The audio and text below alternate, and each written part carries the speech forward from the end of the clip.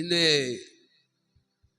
Phone off பண்ணி வச்சிருங்க, இல்லை சைலண்டில் போட்டு வச்சு யாரும் எழும்பி அங்கே போகக்கூடாது. 6வது மணி இருக்கிற 1 மணிக்கூர் இல்லை 2 மணிக்கூர் அவ்வளவு நேரமும் ரொம்ப கவனமாக, ரொம்ப பயபக்தியோட, ரொம்ப தேவ சமூகத்தில் ஆண்டவரோடு ஒன்றிக்கிற ஒரு விசேஷமான இருதயத்தோடு நம்ம எல்லாரும் உட்கார்ந்து இருக்கணும். அடுத்தது கவனிங்க, பிள்ளை இன்னும் உட்காருங்க, நல்ல பிள்ளைங்க. ஞாயிற்றுக்கிழமை முடிந்த அளவுக்கு உங்களுக்கு வெண் வஸ்திரம் இருந்தால் எல்லாரும் வெண் வஸ்திரம் தரித்துட்டு பாருங்க. நம்ம ஸ்கூலுக்கு காலேஜுக்கு நம்ம ஒரு யூனிஃபார்ம் வச்சுருக்காங்க. அதுபோல் அதுலேயும் பாலிவ பிள்ளைகள், உங்களை நான் அதிகமாக நேசிக்கிறேன். சின்ன பிள்ளைகள் நீங்கள் எல்லாரும் வெண் வஸ்திரம் தரித்து வாங்க. இருந்தால் தெரியுங்க, அப்படி இல்லைன்னா கரங்களை பிற்பாடு என்னோட சொல்லுங்க, நமக்கு எடுத்து கொடுத்துரு, அது ஒன்றும் பிரச்சனையே இல்லை. ஏனென்றால் வெண் வஸ்திரத்தோட தெய்வத்தை ஆராய்க்கிற பெரிய ஒரு ஆசீர்வாதம். கரங்களை தட்டி கத்திர மயப்படுத்துவோமா? எல்லாருடைய கரங்களை தட்டி கத்திர மயப்படுத்துவோம். அடுத்தபடி அந்த காணிக்கை என்று சொன்னோன்னே யோசித்து நிற்கிறீங்க. கத்திரிக்கு ஸ்தோத்திரம். முதலாவது முன் வரிசையிலிருந்தே பிள்ளைகள் அப்படியே போட்டு பின்னால் அப்படி தொடர்ந்து அப்படி போட்டு வாருங்க, அதுதான் நல்லது. பிள்ளைகள் முன் பக்கத்திலிருந்தே உற்சாகமாக காணிக்கை கத்திருக்கென்று காணிக்கை நீங்கள் வைக்கும்போது ஜபத்தோடு கொண்டு தேவ சமூகத்தில் அர்ப்பணிங்க, அது உங்களுக்கு ஆசீர்வாதம். அடுத்தபடியாக இந்த மிஸ்டரி காணிக்கையை நாம் யோசித்துக் கொள்வோம். கடந்த நாட்கள் நீங்கள் கொடுத்துருக்கீங்க, என்ன நாங்கள் ஒப்படைக்கல, செவ்வாய்க்கிழமை தான் அது ஒப்படைக்க முடியும். இன்றைக்கு தான் அங்குள்ள காணிக்கை எடுத்தோம். அருமையான தேவனுடைய பிள்ளைகளே, சில நேரத்தில் ஞாயிற்றுக்கிழமை சிலர் நீங்கள் வராமல் இருக்கீங்க. தயவாக எல்லா தேவ பிள்ளைகளும் எல்லா ஞாயிற்றுக்கிழமை கடந்து வாருங்க. கடந்த 3 நாட்கள் விசேஷமான ஜெபம் வைக்கப்பட்டிருந்தது. அதில் 2வது நாள் அருமையான பிள்ளை ஆலிஸுடைய அப்பா செய்தி கொடுத்தாங்க. கர்த்தருக்கு ஸ்தோத்திரம். ரொம்ப புதிய கருத்தாக, புதிய செய்தியாக கொடுக்கப்பட்டது. வந்தது பிள்ளைகளுக்கு மிகவும் அது ஆசீர்வாதமாக இருந்தது. ஆனால் 3 நாள் ஜெபத்தை பற்றி யாரும் சொல்லலை. நீங்கள் அநேகம் பேர் கலந்து கொண்டீங்க, அதை பற்றி நீங்கள் சொல்லணும். 3 நாள் ஜெபம் வைத்து ஊழியக்காரங்க நடத்துகிறேன்னு சொல்லும்போது கொஞ்சம் கஷ்டம் உண்டு. கருங்கல்ல தூக்கி அடிக்கிறதை விடவும் கொஞ்சம் கஷ்டமாக்காது. இன்னைக்கெல்லாம் எனக்கு நெஞ்சுக்கு ரொம்ப கஷ்டம். நேற்றைக்கு ரொம்ப படபடப்பாக இருந்தேன். இன்னைக்கு காலில் பார்த்தீங்கன்னா ஒரு அம்மாவுக்கு சுகம் இல்லை, காய்ச்சலோடு நட்டிங்கி கொண்டிருக்கிறது. கொண்டு போன காப்பி அது கொடுத்துக்கிட்டு நம்ம இங்கே இந்த அம்மாட்ட காப்பி கேட்டால் இப்போ 6வது நோட்டு எழும்ப மாட்டேங்கான்னது. எப்படியோ போய் போட்டு தந்துட்டாங்க, நான் குடிச்சாச்சு, ஒன்றும் பிரச்சனை இல்லை. ஹல்லேலூயா. இப்படியா இல்லையா? எப்படிங்க கரங்களை தட்டி கத்திர மயப்படுத்துவா. அதுவேளை காலையில் 10:30 பாட்டு தொடங்கணும். தேவ சொன்ன ஏனோ தானே என்று விசுவாசிகள் இருக்கக்கூடாது, ஊழியக்காரங்களே இருக்கக்கூடாது. Praise the Lord. தேவனுடைய சமூகத்தில் நம்ம எவ்வளவு வைராக்கியத்தோடு ஆண்டோர்க்க காரியம் செயல்படுகிற என்பதை கர்த்தர் கவனித்துக் கொண்டிருக்கிறார்.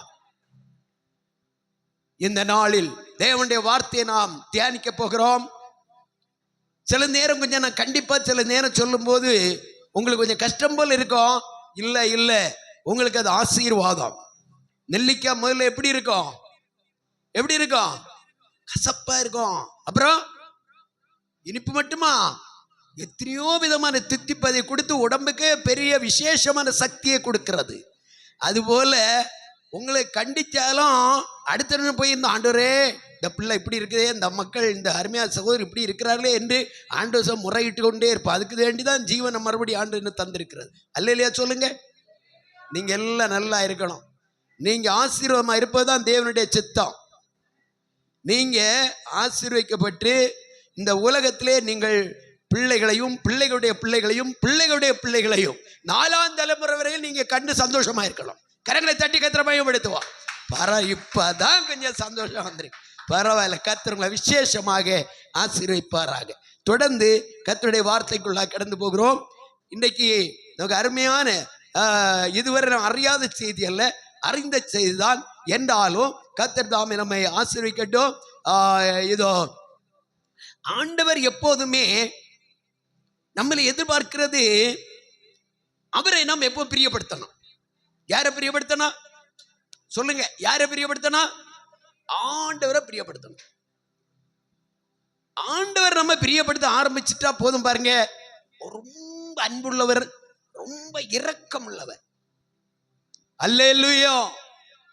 வானத்துக்கும் பூமிக்கும் எவ்வளவு தூரமோ அவ்வளவு தூரம் அவருடைய கிருபை இருக்குதான். கரங்களை தட்டுவோம், கர்த்தரை மகிமைப்படுத்துவோம். நாம் ஆராய்க்கிறது கடின உள்ளம் தெய்வம் அல்ல, அது இரக்கம் உள்ள இருதயம் உள்ளவர். அல்லேலூயா. ஆகையினால் ஆண்டோடைய பாவத்திலிருந்து நம்ம ஆண்டவரோட அதிகமான நேரம் என்ன செய்யணும், அதிகமாக நம்ம நெருங்கணும், அவரை பற்றி பிடிக்கணும். கர்த்தர் தான் நம்மை ஆசீர்வதிப்பாராக. இன்னைக்கு ஒரு 3 பரிசுத்தவான்களை ஆண்டவர் இதோ விசேஷமான நல்ல சாட்சி கொடுத்த நிலையை குறித்து நம்ம பார்க்க தியானிக்க போகிறோம். அதிலே ஒன்று கர்த்தர் நம்மை ஆசீர்வதிப்பாராக. 1 சாமுவேலின் புஸ்தகம் 13ஆம் அதிகாரம் 14ஆம் வசனத்தை ஒரு ஆள் வாசிக்க கேளுங்கள். 1 சாமுவேல் 13:14. இப்போதோ உம்முடைய ராஜ்யபாரம் நிலை நிற்காது. கர்த்தர் தம்முடைய இருதயத்திற்கு ஏற்ற ஒரு மனுஷனை தமக்கு தேடி, கர்த்தர் தமது இருதயத்துக்கு ஏற்ற ஒரு மனுஷனை தேடி அவனை கர்த்தர் தம்முடைய ஜனங்கள் மேல் தலைவனாய் இருக்க கட்டளையிட்டார். தொடர்ந்து, கர்த்தர் உமக்கு விதித்த கட்டளையை நீர் கை கொள்ளவில்லையே என்று சொன்னான். போதும். அப்போஸ்தலர் புஸ்தகம் 13ஆம் அதிகாரம் 22ஆம் வசனத்தை ஒன்று வாசிப்போம். அப்போஸ்தலர் 13:22. பின்பு அவர் அவனை தள்ளி தாவீதை அவர்களுக்கு ராஜாவாக ஏற்படுத்தி, ஈசாயின் குமாரனாகிய தாவீதை என் இருதயத்துக்கு ஏற்றவனாக கண்டேன், என் இருதயத்துக்கு ஏற்றவனாக கண்டேன், எனக்கு சித்தமானவைகளை எல்லாம் அவன் செய்வான் என்று, சித்தமானவைகள் எல்லாவற்றையும் அவன் செய்வான் என்று, அவன் செய்வான் என்று அவனை குறித்து சாட்சியும் கொடுத்தான். அவனை குறித்து சாட்சி கொடுத்தார். ஜெசிகா வாசிப்ப இந்த வார்த்தையை நல்ல அருமையா இருக்கு. அந்த வார்த்தை தேடிதான் கண்டுபிடிக்கணும் இல்லையா? நான் இப்படி திடீர்னு சொல்லுவேன், சரியா? கொஞ்சம் கவனமா இருங்க. பாருங்க, அப்போஸ்தலர் புஸ்தகம் 13:22 தேவ மனிதனாகிய தாவீதை குறித்து ஒரு வித்தியாசமான நிலையில் உள்ளதான வார்த்தை அங்கே நாம் வாசிக்க கேட்கிறோம். இங்கே தேவ மனிதனாகிய தீர்க்கதரிசியாகிய சாமுவேல் சவுலோடு சொல்லும் போது, நீர் ஆண்டவருடைய இருதயத்துக்கு ஏற்ற காரியம் செய்யவில்லை, ஆகையினால் உம்மை தள்ளி உம்முடைய இருதயத்து, அதாவது தேவனுடைய இருதயத்துக்கு ஏற்ற ஒரு மனிதனை நான் தெரிந்து கொண்டேன் என்று அந்த சாமுவேல் தீர்க்கதரிசி சவுலோடு சொல்லுகிறார். இந்த நாள் பகல் வேளையில இங்க இருக்கிற நானும் நீங்களும் ஆண்டவருடைய இருதயத்துக்கு ஏற்றவர்களாய் இருக்க வேண்டும். இது யார் கொடுக்கிற சாட்சி? அதாவது தாவீதுடைய தகப்பன் பேர் என்ன? சீக்கிரம் சொல்லுங்க. ஈசாய் சொன்ன சாட்சி அல்ல, தாவீதுடைய தாய் பெற்றோர் அல்ல, சகோதரர் சொன்ன சாட்சி அல்ல, வானத்தையும் பூமியும் உண்டாக்கின சர்வ வல்லமையுள்ள தேவன் இந்த தாவீதை குறித்து சாட்சி கொடுக்கிறார். கரங்களை தட்டி எல்லாரும் கர்த்தரை ஸ்தோத்திரிப்போம். இந்த நாள் பகல் வேளையிலே என்னை கேட்கிறார் தேவ பிள்ளையே, உன்னை குறித்து தேவன் என்ன சொல்லுகிறார்?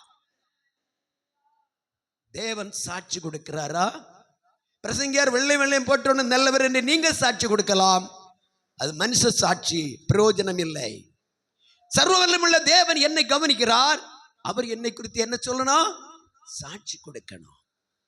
இந்த தேவ மனிதனாகிய தாவீதிடத்திலே ஒரு முக்கியமான காரியத்தை அந்த அப்போஸ்தலர் புத்தகத்தை கொஞ்சம் கூட நல்லா படியுங்க திரும்பவுமாக. பின்பு அவர் அவனை தள்ளி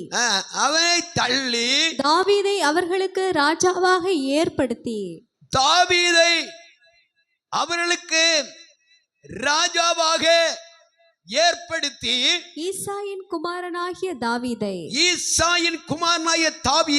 என் இருதயத்துக்கு ஏற்றவனாக கண்டேன். தாவீது தேவனுடைய இருதயத்துக்கு ஏற்ற மனிதன்.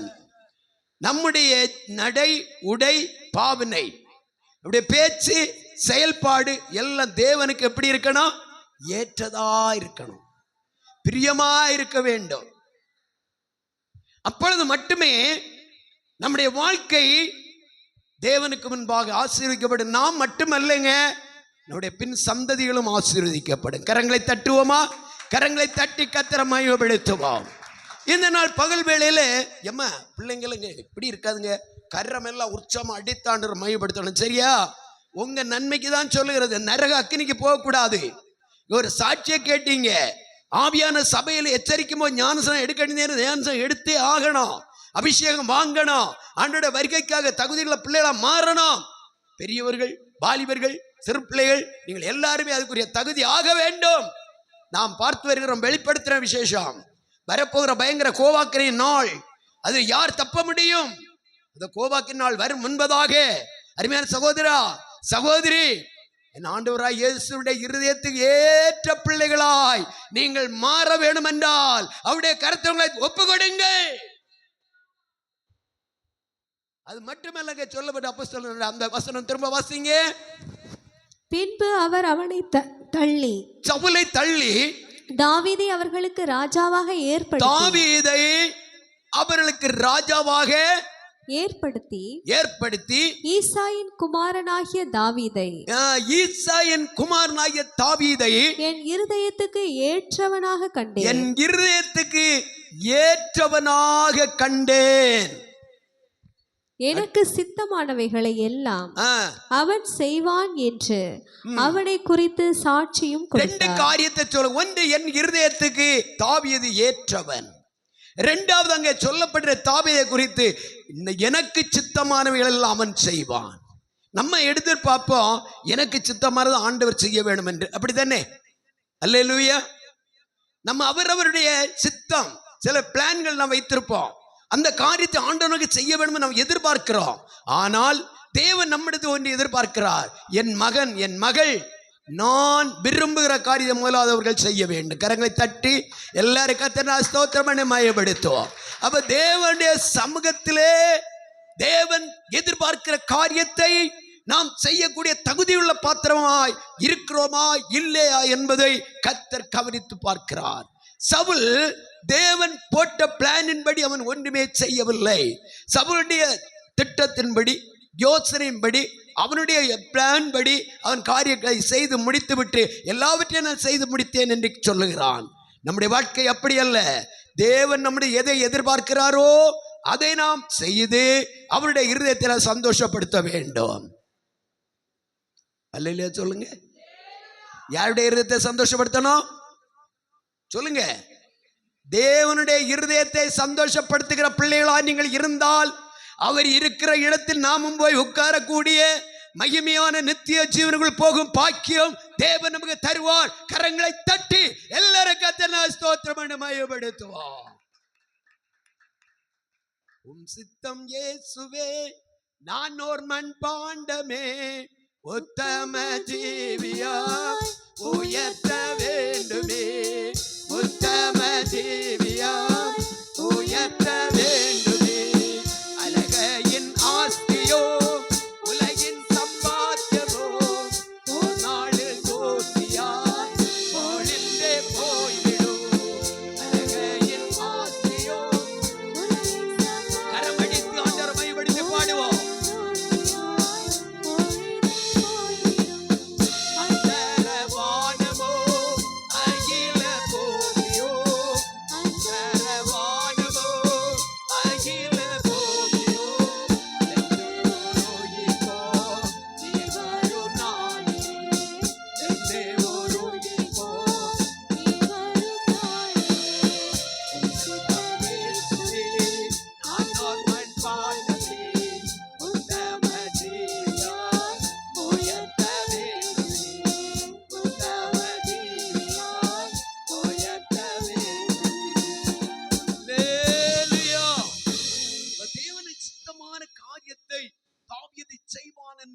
திட்டம் தெளிவாக தேவன் தாவீதை குறித்து சாட்சி கொடுத்தார்.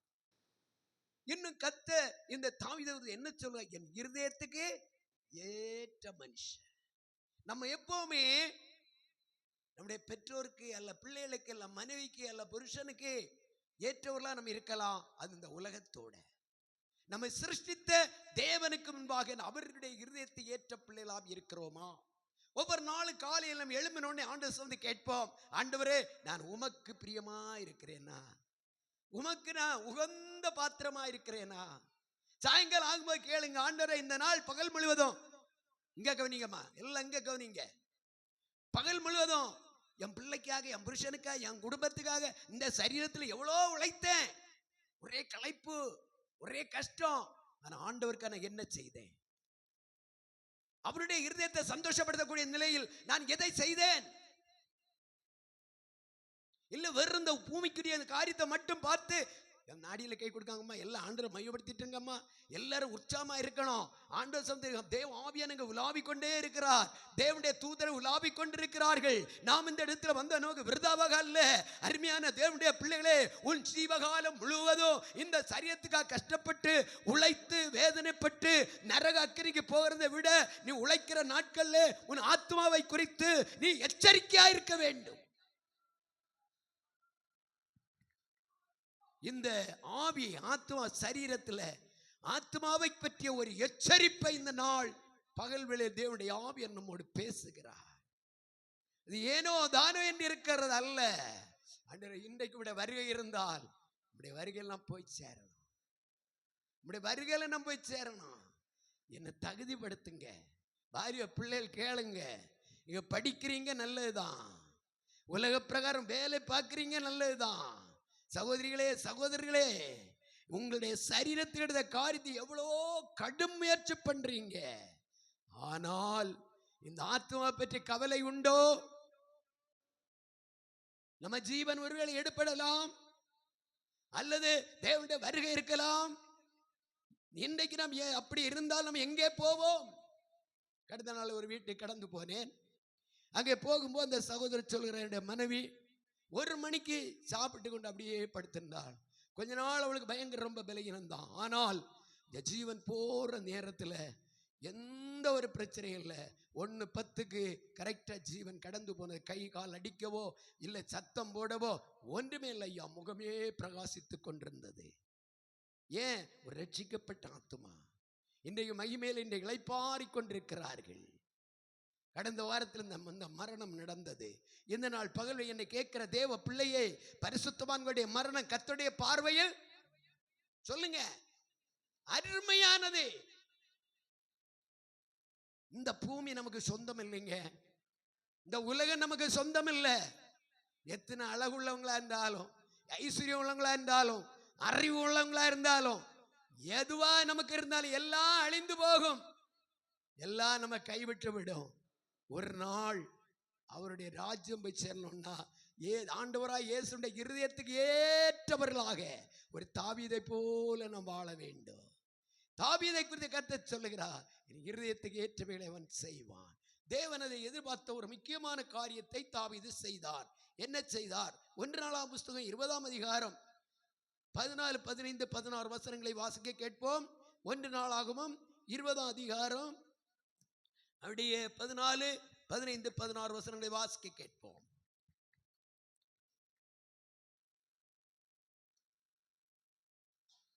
ஒன்று நாளாகவும் 20ஆம் அதிகாரம் எடுத்துக்கொள்ளுங்க. இல்ல 22 எடுங்க. 22, 14. இதோ நான் என் சிறுமையிலே கர்த்தருடைய ஆலயத்திற்காக 1,00,000 தாலந்து பொன்னையும் 10,00,000 தாலந்து வெள்ளியையும் நிறுத்து முடியாத திரளான வெண்கலத்தையும் இரும்பையும் சவதரித்தும் மரங்களையும் கற்களையும் சவதரித்தும் வைத்தேன். நீ இன்னும் அவைகளுக்கு அதிகமாய் சவதரிப்பாய். வேலை செய்யத்தக்க திரளான சிற்பாசாரிகளும் தச்சரும் கல் தச்சரும் எந்த வேலையிலும் நிபுணரானவர்களும் உன்னோடு இருக்கிறார்கள். பொன்னுக்கும் வெள்ளிக்கும் வெண்கலத்துக்கும் இரும்புக்கும் கணக்கில்லை. நீ எழும்பி காரியத்தை நடப்பி கர்த்தர் உன்னோடே இருப்பாராக என்றான். அதாவது சாலமோனோடே தாவீது சொல்லி கொடுக்கிறார், கர்த்தருடைய ஆலயத்தை நீ கட்ட வேண்டும். இன்னும் ஒரு வசனம் வாசிங்க. 132ஆம் சங்கீதம் 1 முதல் 5 வரையிலும் வாசிங்க. தாவீதுடைய உள்ளத்தின் ஆதங்கத்தை பாருங்க, படிங்க. 132 1 முதல் 5. தாவீதையும் அவனுடைய சகல உபத்திரவத்தையும் நினைத்தருளும். அவன் நான் கர்த்தருக்கு ஒரு இடத்தையும் யாக்கோபின் வல்லவருக்கு ஒரு வாசஸ்தலத்தையும் காணும் மட்டும் என் வீடாகிய கூடாரத்தில் பிரவேசிப்பதும் இல்லை, என் படுக்கையாகிய கட்டிலின் மேல் ஏறுவதும் இல்லை.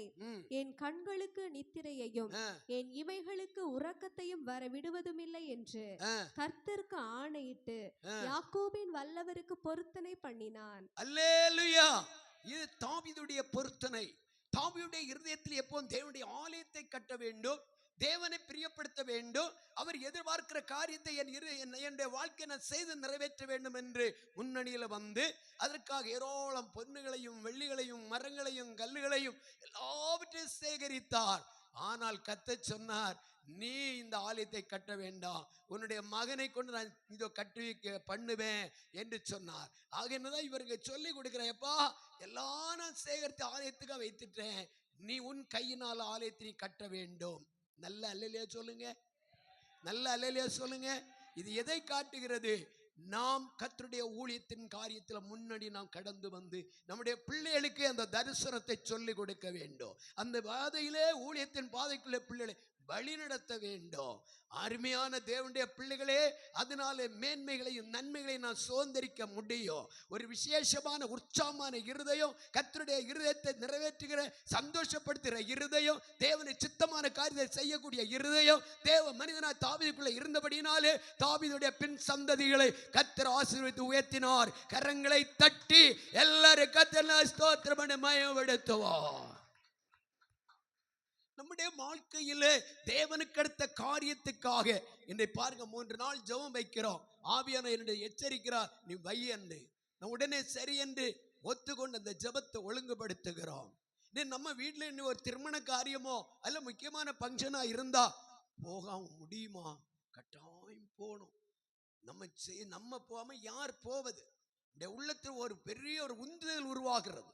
அது உலக காரியம். ஆனா தேவனுக்கு அடுத்த காரியம் 2 நாளோ 3 நாளோ ஜெபம் வைத்து ஆலயத்தில் நம்ம கூடி வந்து ஆண்டோடைய சமூகத்தை தரித்திருக்கிறது, இது போல ஒரு பெரிய பாக்கியம் இந்த உலகத்தில் வேற ஒன்றுமே இல்லை. இந்த 3 நாள் ஜெபத்திலும் கலந்து கொண்ட பிள்ளைகள் உண்டு, 2 நாள் கலந்து, 1 நாள் கலந்து உண்டு. அந்த 3 நாள் மாசத்தில் 3 நாள் அந்த ஜெபம் வைக்கிறோம். அது யாருக்காக வைக்கிறோம்? நமக்காக, நம்ம பிள்ளைகளுக்காக, நம்ம குடும்பத்துக்காக. சில நேரம் சத்துரு பல பிரச்சனை கொண்டர எத்தனைத்து நிற்பான். அவையிலிருந்து விடுதலை பெற்றுக்கொள்ள அந்த நாளில் கர்த்தருடைய பாதத்தில் அமர்ந்திருந்து இன்றைக்கு சாட்சியை கேட்டாங்க. சொன்னாரு மிஷினரி, கையில பிள்ளை நீளத்துல கம்பு வச்சிருப்பேன், வாலிப பிள்ளைகளை நெடு முழங்கால மணிக்கூறா நின்று ஜெபம் பண்ணணும்.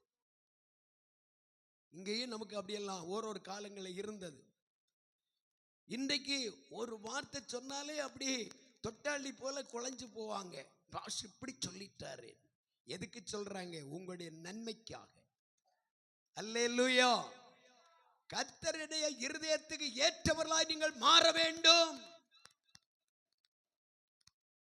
மனைவியை பிரியப்படுத்த எதெல்லாமோ உலகத்துல புருஷன் வாங்கி கொடுத்து எடுத்து சந்தோஷப்படுத்துகிறான். புருஷனை சந்தோஷப்படுத்த மனைவி எதெல்லாமோ வாங்கி கொடுத்து நல்ல சமையல் பண்ணி வைத்து சந்தோஷப்படுத்துகிறான். அதெல்லாம் உலகத்தோட.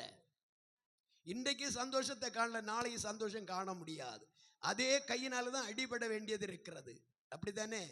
இல்லையா? அல்லேலூயா. நல்ல அல்லேலூயா சொல்லுங்க. நான் இப்போது ஒரு காரியம் சொல்லி இருக்கிறேன். வெள்ளிக்கிழமை ஜெபத்துக்கு ஒழுங்கா வாரவங்களுக்கு ஒரு பரிசு கொடுப்பேன். நேற்று எங்க பிள்ளைகள் கேட்டாங்க, நீங்க என்ன ஒண்ணுமே அதை பற்றி சொல்லலையே.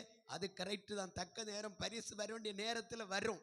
நீங்க ஒழுங்கா ஆராதனைக்கு வாங்க. ஆமென், ஆமென்.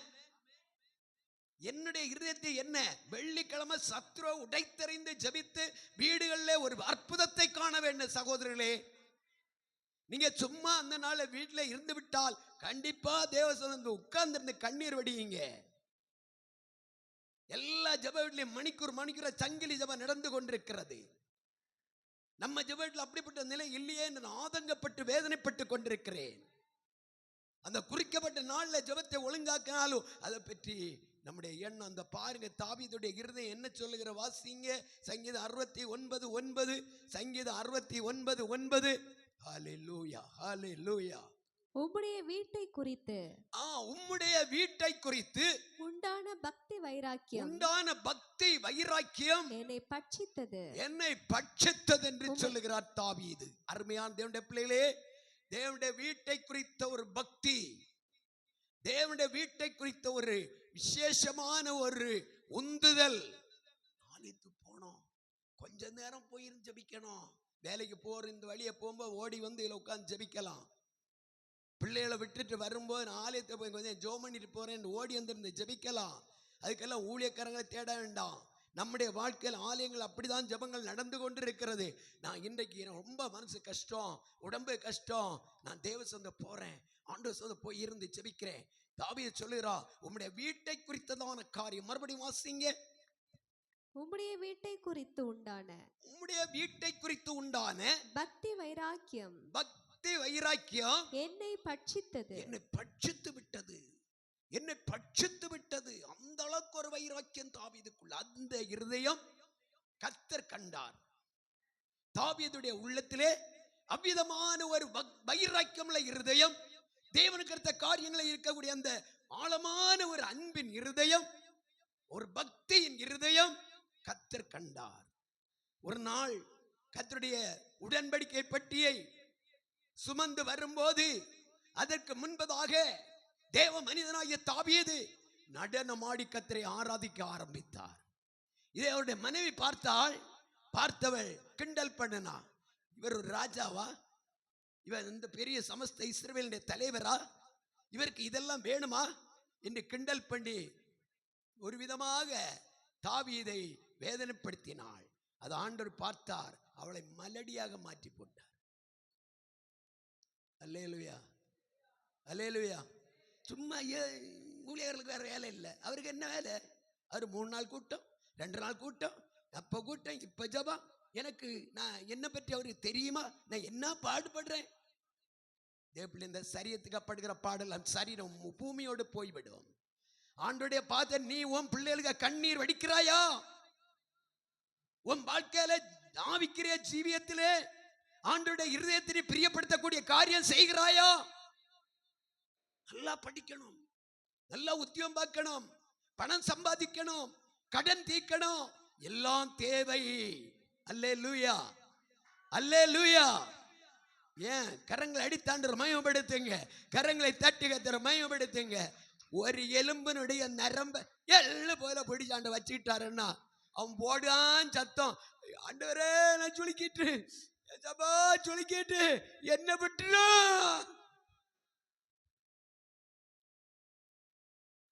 புரியுதா? புரியுதா? நீ வேலை செய்யணும்னா உன் எலும்பு நரம்பு ஆண்டவர் ஆசீர்வாதமா தரணும்.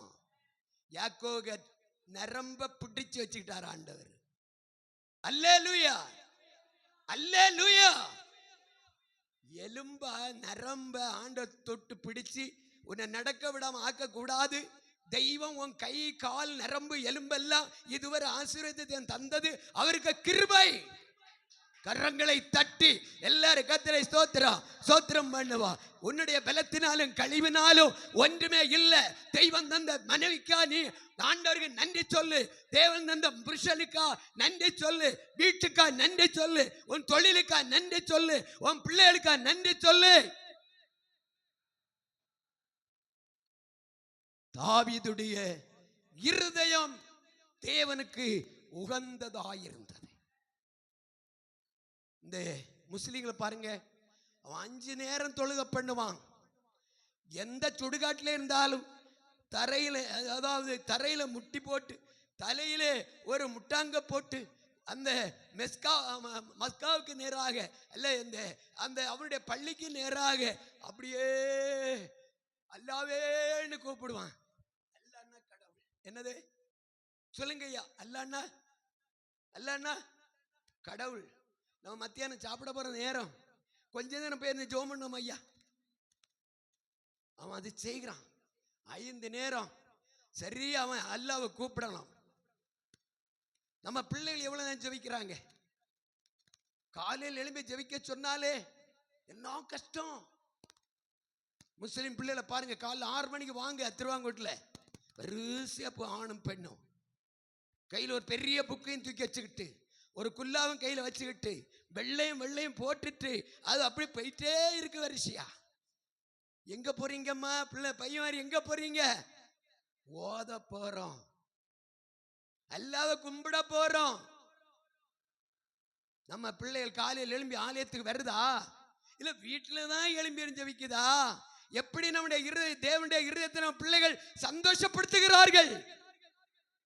தேவனுடைய இருதயத்துக்கு ஏற்ற காரியம் நீ செய்தால், சாதாரணமான ஆடுகளுக்கு பின்னாலே போய் கொண்டிருந்த தாவீதை தேவன் தன்னுடைய கரத்தில் எடுத்து உயர்ந்த ஸ்தானத்தில் உயர்த்தி ராஜாவாக அபிஷேகித்து வைத்தார் என்றால் தாவீதுடைய இருதயம் தேவனுக்கு பிரியமாயிருந்தது. கரங்களை தட்டி எல்லாரும் கர்த்தரை ஸ்தோத்திரிப்போம்.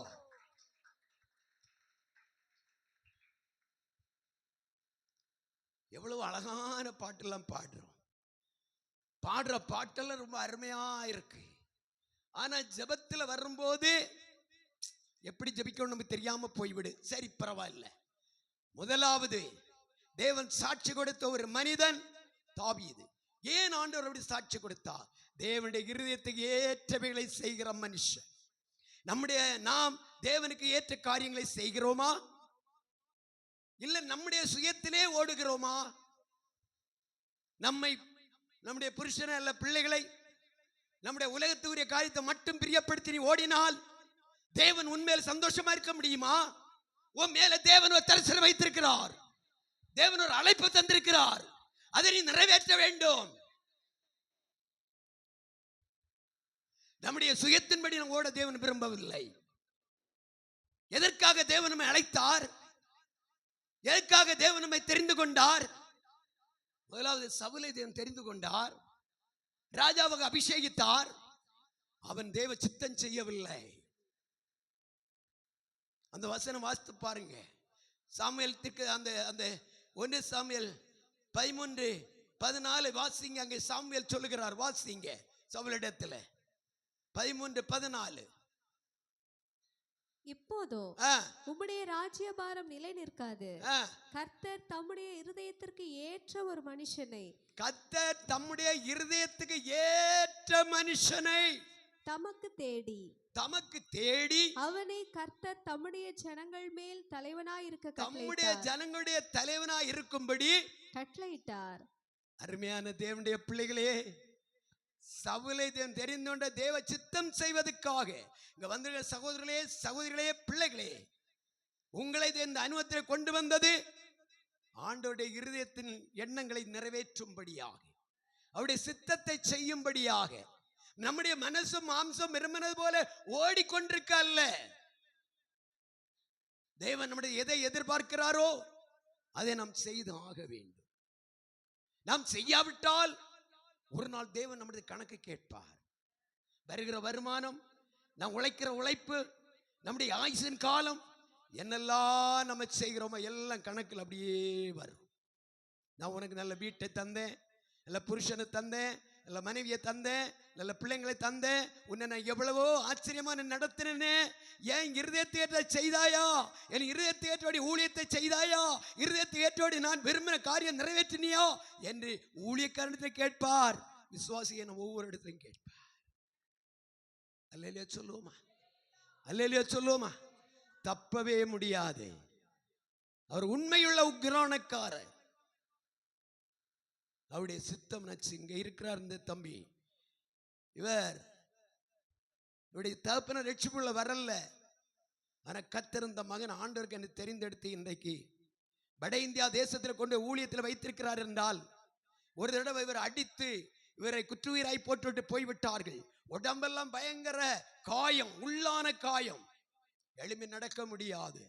கடைசியில கவனிங்கமெல்லாம், கடைசியில எப்படி கஷ்டப்பட்டு இந்த ஊருக்கு வந்தவரை இவர் நான் அழைத்து கொண்டு ஒரு வைத்தியத்தை அழைத்து கொண்டு போனேன். அவர் கைப்பாட்டு விட்டு சொன்னார், இனி உமக்கு பாடு ரொம்ப கஷ்டம், கொஞ்சம் மருந்து நான் எழுதி கொடுத்து விடுகிறேன், இதை நேர் இவ்வளவு நாள் ரெஸ்ட் எடுத்து இதை என்ன செய்யணும், சாப்பிடணும்.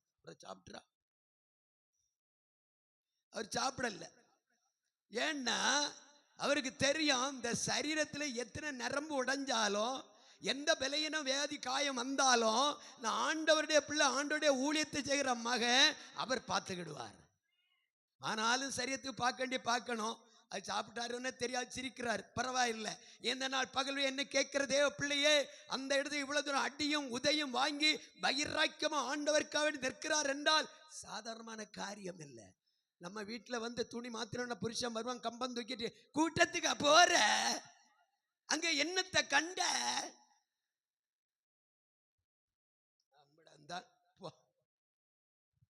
அருமையான தேவ பிள்ளையே, இன்றைக்கு பகல் வேளை தேவனுடைய வார்த்தை கேட்கிற நாம் தாவீதை போல நம்முடைய இருதயம் கர்த்தருக்கு என்பதாக அவருடைய சித்தம் செய்யக்கூடிய இருதயமாய், அவருடைய இருதயத்தை சந்தோஷப்படுத்துகிற இருதயமாய், அவருக்கு பிரியமான காரியத்தை செய்கிற இருதயமாய் நம்முடைய இருதயம் இருக்கிறதா? தேவன் நம்மை உற்று கவனிக்கிறார், உற்று கவனிக்கிறார். நேரமாகிவிட்டது. இன்னும் சில பரிசுத்தவங்க உங்களோடு பேசுவேன். கத்தரிச்சித்த நபர் நாட்களை பார்ப்போம். இவருடைய வாழ்க்கையிலே காணப்பட்ட ஒரே ஒரு காரியம், கர்த்தருடைய ஆலயத்தை 42ஆம் சங்கீதத்தில் 2-3 வசனங்கள் வாசிங்க. 42ஆம் சங்கீதம் 2-3 வசனம்.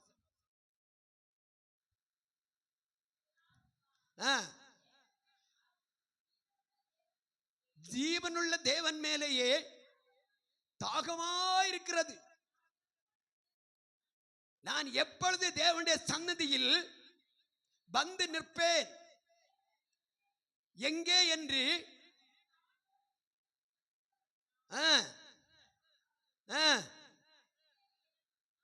தாவீதுக்கு அநேக காலங்களை ஆராதிக்க முடியலைங்க, ஆலயத்துக்கு போக முடியல, பலி செலுத்த முடியல. சவுல்னாலும் சத்துருக்களாலும் ஒடுக்கப்பட்டு தெரு தெருவாய், மலை மலையாய், காடு காடாய், குகை குகையாய் ஓடினான். இருதயம் இயங்குகிறது. எப்பொழுது தேவனுடைய சமூகத்தில் நிற்பேன், எப்பொழுது தேவனுடைய சமூகத்தை ஆராதிப்பேன், எப்பொழுது ஆண்டவரை நான் நேசிப்பேன், அவருடைய இருதயத்தை எப்பொழுது நான் போய் சந்தோஷப்படுத்துவேன். அல்லேலூயா சொல்லுங்க, அல்லேலூயா சொல்லுங்க. ஏன் இப்படியே உட்காந்துங்க பிள்ளைங்க எல்லாம்? அல்லேலூயா சொல்லுங்க. கரங்களை தட்டி கத்திர மையம் விடுத்துங்க. 2 கரங்களை உற்சாகமா. பசி கொடுத்துட்டா பிள்ளைங்களுக்கு சீக்கிரம் முடிச்சிடலாம். என்ன சரி பாருங்க, இந்த உலகத்தில் வாழுகிறது கொஞ்ச நாட்கள்.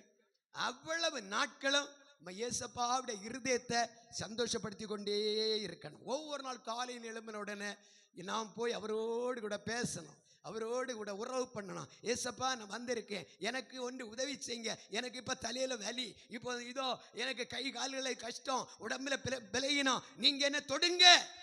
அவரை கூப்பிட்டு பக்கத்து உட்கார வச்சு அவரோட கொஞ்ச நேரம் பேசணும். நான் என்ன செய்ய தெரியுமா, ரொம்ப கஷ்டமாக இருக்கும், அப்படியே சுற்றி சுற்றி சுற்றி சுற்றி நடந்துக்கிட்டே வருவேன்.